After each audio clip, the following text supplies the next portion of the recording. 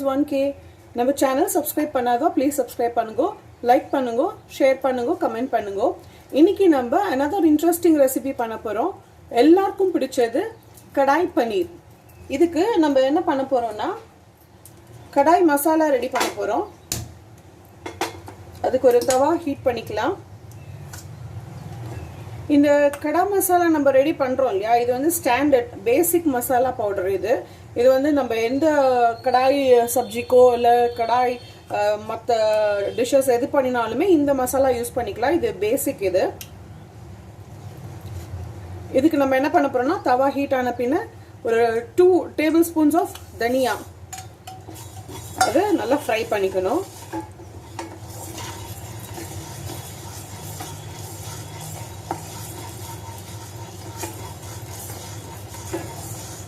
இது ஃப்ரை ஆகிறதே வந்து நம்ம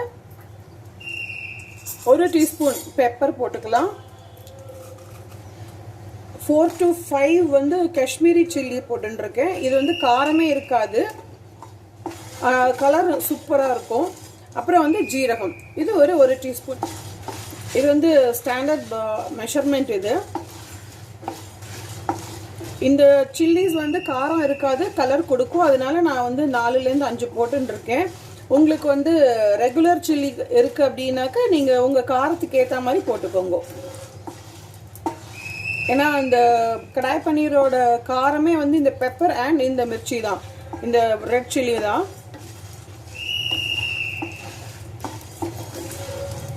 இது நல்ல ஃப்ளேவர் வந்து இந்த பொரிப்படுறது பார்த்தீங்களா, இந்த மாதிரி வந்த உடனே இதை ஆஃப் பண்ணிடலாம். ஜஸ்ட் ஒரு 2 மினிட்ஸ் தான் ஆகுது. இப்போ இதை ட்ரான்ஸ்ஃபர் பண்ணிடலாம்.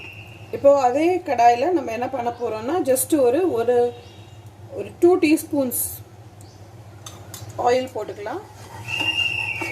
ஆயில் சுடட்டும். இப்போ இந்த வெங்காயத்தை சேர்த்து வதக்கிடலாம். இது நீங்கள் பொடியாக கூட கட் பண்ணிக்கலாம், பட் இது வந்து நான் அரைக்க தான் போகிறேன்றதுனால நான் கொஞ்சம் பெருசாக தான் போட்டுருக்கேன்.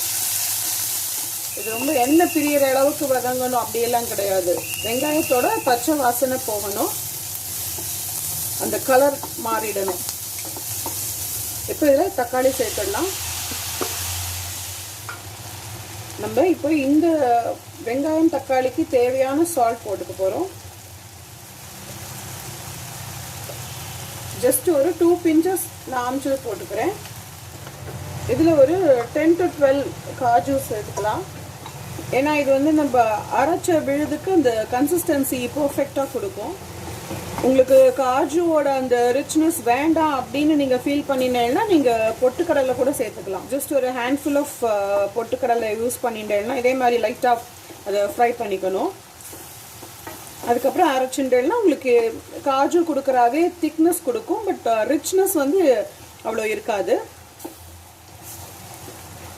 இந்த கடாய் பன்னீர் வந்து எப்படின்னா நான் வெறும் க்ரீன் கேப்சிகம்ல கூட பண்ணலாம், பட் இன்னைக்கு நான் வந்து எல்லோ அண்ட் ரெட் இருக்கு அப்படிங்கிறதுனால நான் அதையும் சேர்த்துருக்கேன். வெறும் க்ரீன் கேப்சிகம்ல பண்ணினாலுமே ரொம்ப நல்லா இருக்கும், கலருமே அட்டகாசமாக இருக்கும் இந்த ப்ரெசன்ட் பண்ணுறதேவே. இது நல்லா வதங்கியாச்சு. இப்போ இதை வந்து நம்ம ஆற வைக்கிறதுக்கு ஒரு பிளேட்டில் ட்ரான்ஸ்ஃபர் பண்ணிடலாம். இப்போ நம்ம இதே கடாயில் ஒரு 2 டீஸ்பூன் ஆயில் போட்டுக்கலாம். இந்த ஆயில் நல்லா சுட்டெடுத்து இப்போ நான் வந்து ஷாய் ஜீரா போடுறேன். உங்கள்கிட்ட இருந்தால் இது போடுங்க, இல்லைன்னா வெறும் ஜீரகம் கூட சேர்த்துக்கலாம். இல்லை உங்களுக்கு இதில் சோம்பு ஃப்ளேவர் பிடிக்கும் அப்படின்னா கூட டிஃப்ரெண்ட்டாக இருக்கும், அந்த நீங்கள் சோம்பு கூட சேர்த்துக்கலாம், நோ இஷ்யூஸ். இப்போ என்ன பண்ணுறோன்னா இது வந்து நல்லா பொரியறது.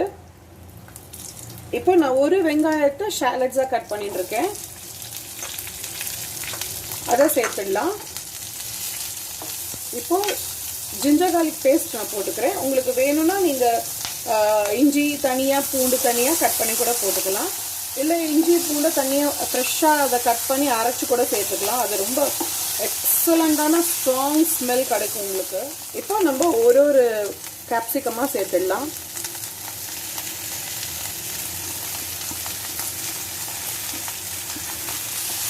இப்போ இதை நல்ல மிக்ஸ் கொடுத்துட்டு இது சிம் டு மீடியம்லேயே வச்சு இது வந்து நல்லா வதங்கணும். நான் முன்னாடியே சொன்ன மாதிரி அந்த ட்ரை கலர் சப்ஜியில் இதை ஓப்பனாக வச்சு குக் பண்ணினா அந்த கலர் ஃபேட் ஆகாமல் இருக்கும் உங்களுக்கு.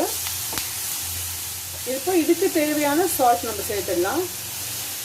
இதில் லைட்டாக கொஞ்சமாக ஒரு 1/2 கிளாஸ் ஜலம் விட்டுக்கோங்க. இப்போ இது பாட்டுக்கு வந்து வதங்கின்னு இருக்கட்டும். இதுக்குள்ளே நம்ம என்ன பண்ண போகிறோம்னா, நம்ம இந்த மசாலா ஃப்ரை பண்ணிடணும் இல்லையா, தனியா, ஜீரகம், பெப்பர் அண்ட் வத்தமிளகா, அதெல்லாம் நம்ம பொடிச்சுக்க போகிறோம். அது வந்து ஃபைன் கிடையாது, கோர்ஸ் பவுடராக பொடிச்சுக்க போகிறோம்.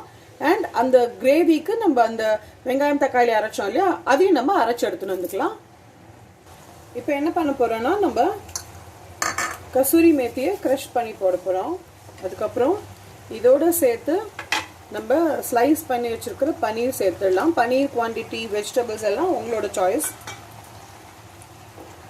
இதை பன்னீரை வந்து நீங்கள் ஷாலோ ஃப்ரை பண்ணிவிட்டு கூட இதில் சேர்த்துக்கலாம். பட் நான் இன்றைக்கி ஷாலோ ஃப்ரைலாம் பண்ணலை, அப்படியே தான் சேர்த்துக்கிறேன். இப்போ நம்ம ரெடி பண்ணி வச்சுருக்கிற இந்த மசாலா எவ்வளோ கோர்ஸாக இருக்குது பார்த்தீங்களா. இப்போ இது எல்லாத்தோடையும் வந்து சேர்ந்து நல்லா வதங்கணும். இப்போ நம்ம இந்த அரைச்ச விழுது சேர்த்துடலாம். இந்த கன்சிஸ்டன்சி வந்து உங்களுக்கு தேவையான அளவுக்கு கன்சிஸ்டன்சிக்கு பார்த்து ஜலம் விட்டுக்கோங்க. பட் இது வந்து நல்லா கொதிக்கட்டும். ஏதாவது இது வந்து ஒரு 7 to 10 minutes வந்து சிம் டு மீடியம்லேயே வந்து நல்லா கொதிக்கணும். ஏன்னா அப்போ தான் இந்த ஆனியன் பேஸ்ட் அண்ட் இந்த மசாலா எல்லாம் ஒன்றோட ஒன்று பிளெண்ட் ஆகும். ஒரு 1/2 கிளாஸ் ஜலம் விட்டுருக்கேன். இதில் வந்து இந்த கேப்சிகம் வந்து அப்படியே மைய வெந்திருக்கணுங்கிறது இல்லை, லைட்டாக க்ரன்ச்சியாக இருந்தால் அது சாப்பிட்றதுக்கு ரொம்ப நல்லா இருக்கும். பட் அது வந்து நல்லா குக் ஆகிருக்கணும். அதாவது என்ன சொல்லுவான், அந்த பச்சை வாசனை இருக்கக்கூடாது கேப்சிகமோடது. ஸோ பச்சை வாசனை போய் லைட் க்ரன்ச்சி ஸ்டேஜில் இருக்கிறத நீங்கள் எடுத்துக்கலாம். இப்போ இன்னொரு 1/4 டம்ளர் ஜலம் விட்டுருக்கேன். இப்போ இதில் வந்து நான் ஜஸ்ட் ஒரு 2 pinches கரம் மசாலா சேர்க்குறேன். உங்களுக்கு கரம் மசாலா வேண்டாம் அப்படின்னு ஃபீல் பண்ணினேன்னா இதை கம்ப்ளீட்டாக அவாய்ட் பண்ணிடலாம். ஏன்னா நம்ம இதுக்கு இந்த கடாய் மசாலா ரெடி பண்ணினோம் இல்லையா, அதுவே வந்து செம்ம ஃப்ளேவர்ஃபுல்லாக இருக்கும். இப்போ இது நல்லா ஈவன் மிக்ஸ் கொடுத்துட்டோம் இல்லையா, இது வந்து சிம்மிலேயே வந்து ஒரு 5 நிமிஷம் குக் ஆகணும். இப்போ நம்மளோட கடாய் பன்னீர் ரெடி. இதில் ஜஸ்ட்டு தேவையான அளவுக்கு கொத்தமல்லி தழையை கட் பண்ணி போட்டுட்டு ஸ்டவ் ஸ்விட்ச் ஆஃப் பண்ணிடலாம். இதை நீங்கள் இன்னும் வேணால் திக் பண்ணிக்கலாம். எங்களுக்கு வந்து இந்த கன்சிஸ்டன்சி பர்ஃபெக்டாக இருக்கும். உங்களுக்கு வேணால் இன்னும் கொஞ்சம் நீர்க்க கூட பண்ணிக்கலாம். இது ரைஸோட சூப்பராக இருக்கும். சப்பாத்தி, ஃபுல்கா, நான் எதோட வேணாலும் இது செம்மையாக இருக்கும்.